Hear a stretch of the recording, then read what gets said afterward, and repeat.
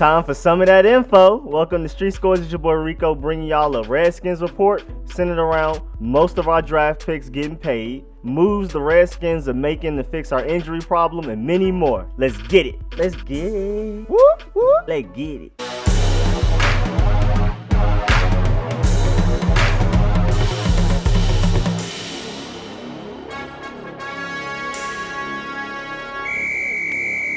Now, before we get all the way into this Redskins report, I want to show y'all the result of the Twitter poll I ran for when will Dwayne Haskins start. 55% of the 20 votes said he will start week 1. The second most was after the New England game, but sometime during the 2019 season. I appreciate everybody who submitted answers. I'm just happy to get more than just myself. I thought it was just going to be me on it when I did it. And I have another one for y'all to answer at the end of this video. But just to talk about it a little bit, it's interesting that most people believe that he will start week 1. And if you've been seeing this film from Minicamp, even though I don't want to put too much stock into it, you know, he's looking a little crisp out there. It's looking like he's destined to start week 1. And I personally feel like he will start week 1. But again, I have another Twitter poll for y'all coming at the end of the video for y'all to answer. And then I'll show it in the next video. And to start off this Redskins report, we got to talk about how these Redskins rookies are out here putting pen to paper. First round pick Dwayne Haskins, along with running back Bryce Love, offensive lineman Wes Martin, Ross Pierschbacher, linebackers Cole Holcomb and Jordan Bradford, and wide receiver Kelvin Harmon all signed their rookie deals. No real details have officially come out yet, like the numbers wise. I wish I could give y'all the exact numbers and the prices, see how much the contracts is going for, but we don't have them yet. And of course, Dwayne Haskins signed for a 4-year deal with a 5th-year option, which is what every first-round rookie gets. That's why the Ravens traded back up into the first round of last year's draft to get Lamar Jackson, even though they could have waited, but they wanted to get that 5th-year option. And that can be very critical in the future. That's why sometimes people reach in the first round so they can make sure they get that 5th-year option for somebody they really care about. Now, I'm not exactly sure why edge rusher Montez Sweat and wide receiver Terry McLaurin haven't signed theirs yet. I hope they don't pull a Joey Bosa, but they were at minicamp playing their hearts out. Speaking of minicamp, the 3-day rookie minicamp has just passed. It was Friday through Sunday. Haskins is looking to start day 1, and he definitely impressed in the rookie mini camps this weekend. Made some mistakes, but also made some great, precise, anticipatory throws. Straight dimes on slants and fades. Bryce Love participated in a limited way while he's recovering from his December ACL injury, which has to be so frustrating for him. And he hopes to be 100% by training camp in July. And I was excited about the other rookies too. My boy Jimmy Moreland showing a little something. Kelvin Harmon making plays. I wanted to see some competition and passion in the rookie minicamp, and I got it. So I'm happy, and I can't wait to see more at the next minicamp and training camp. Some of the 8 undrafted free agents and 44 trial players was out there making some noise too. It was a lot of talent out there. This is one of the most exciting off seasons for me in a long time. Also, the rookie numbers are in, even though they may not be permanent. Dwayne Haskins will wear 7, of course. Montez Sweat will wear 90.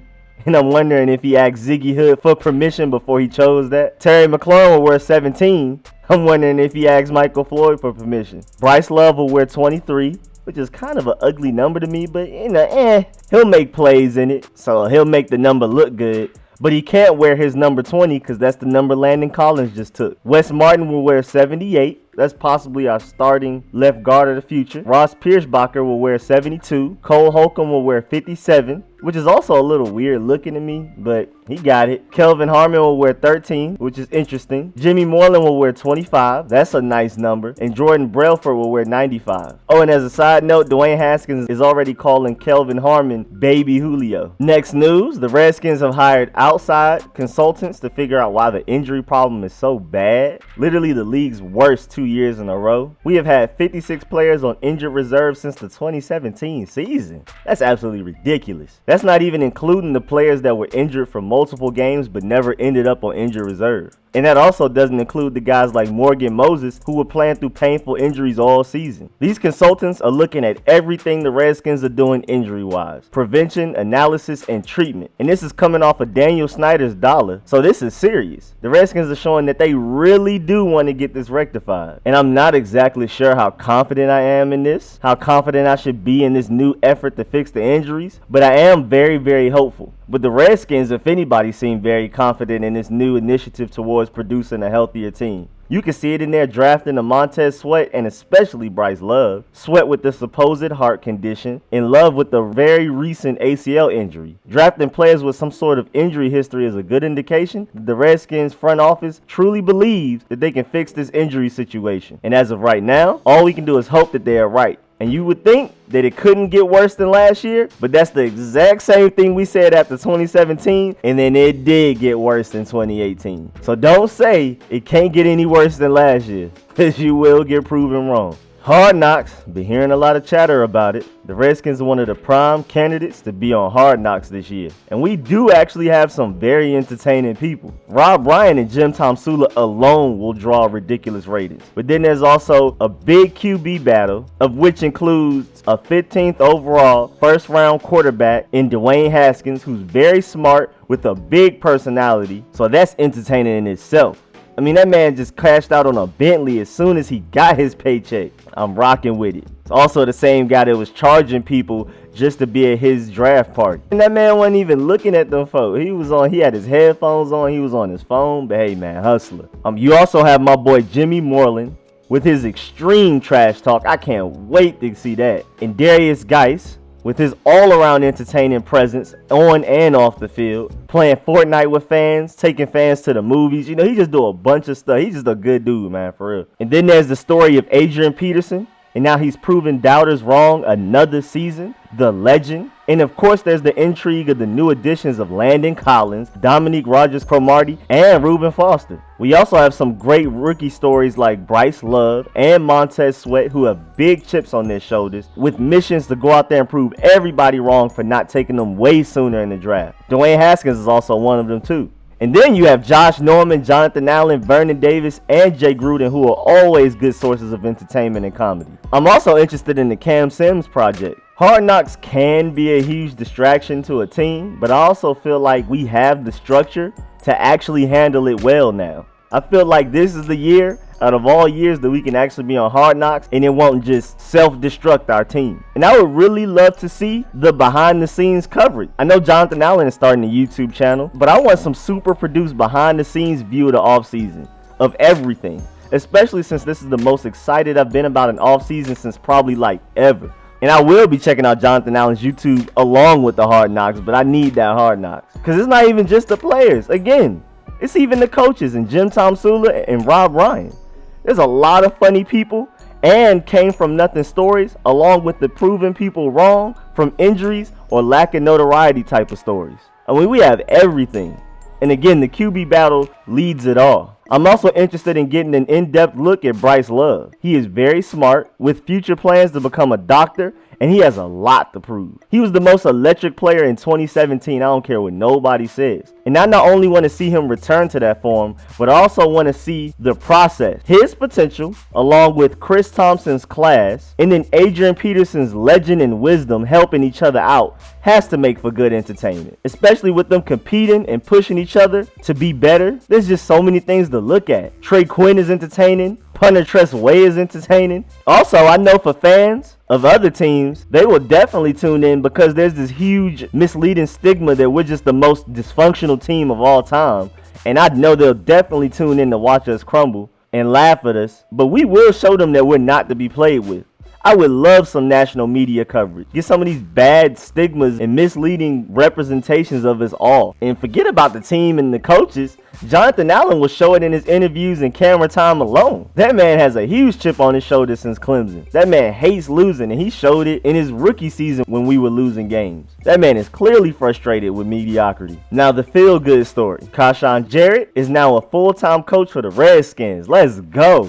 One of the biggest feel-good stories out here doing it to date. He went from being a 2015 6th round draft pick to a great special teams contributor who also managed to start a few games at safety. Then he suffered nerve damage in his neck and right shoulder from a bad helmet-to-helmet collision against Darren McFadden. Then he retired shortly afterwards. And then he became Jay Gruden's defensive coach and intern. And then now he's a full-time defensive quality control coach. a crazy journey. He couldn't even feel his right arm for weeks after his collision. He was never able to get cleared by doctors to return to football, and then he was waived by the Redskins. Now, he has an important role on the Redskins through the coaching staff rather than playing on the field. He primarily worked with the nickel cornerbacks last year, and now he will dibble and dabble in just about everything on defense, especially the defensive back group. And I'm so excited about this opportunity for him. That's a good dude and he deserves it. Now for the hot topic. Is Jay Gruden really the most underrated coach in the NFL? There's a Reddit post out there about the most underrated coach in the NFL. And it's not even a Redskins Reddit thread. It's an NFL Reddit thread that is very neutral with fans from all over. And our boy Jay Gruden is literally the two most voted answers. One has 237 note votes the last time I checked, which was like 4 days ago. And another had 143. And then the next highest comment was for Anthony Lynn with only 124 upvotes. Most of the comments are talking about how Jay Gruden has to put up with Daniel Snyder, Bruce Allen, and the most injured NFL team 2 years in a row. And they talk about how he maximizes the weak cards he is dealt. He gets the most out of a depleted team. Lack of talent along with injuries, and we still win at least 7 games other than his rookie coaching year with all of the RG3 and Kirk Cousins drama that he was just handed and expected to deal with the moment he walked into the door. His play calling is sometimes questionable, I understand that, but his play designing is good. And him being a player's coach, I can see why people don't like it, but it has its benefits as long as he has a good structure around him to be the enforcers, like a Jim Tomsula and a Rob Ryan and many others. And I'm also seeing a lot of fans from NFL teams saying that they hope that the Redskins fire him so they can hire him. I'm surprised by how many people would prefer to have Jay Gruden as their coach. And I'm seeing a lot of compliments for our offensive line, and they're acknowledging how extremely underrated it is, but they just can't stay healthy.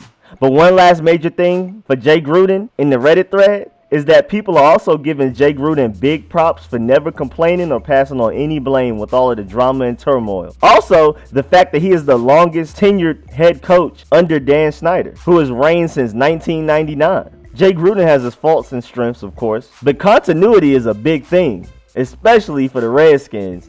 And I know a lot of y'all hate him. I know a lot of y'all love him. I'm somewhere in the middle, leaning more towards I like him. But I'm curious how y'all feel about it. Here's my Twitter poll. How do y'all feel about Jay Gruden? Is he overrated? Is he underrated? Or are you neutral towards him? If I were casting a vote, I'm feeling a little neutral, but I'm leaning more towards underrated, so I would vote underrated, but that's just me.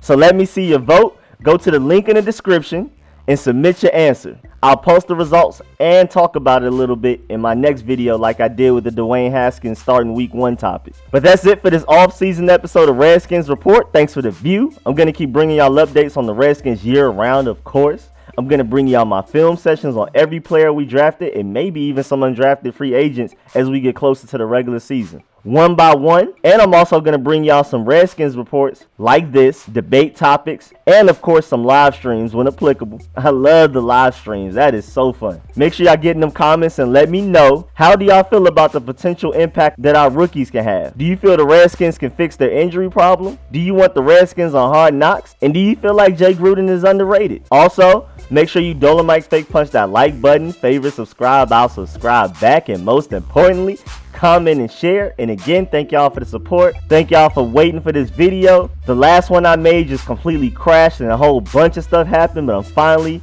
getting it out there to y'all. I'll catch y'all later. I'm out.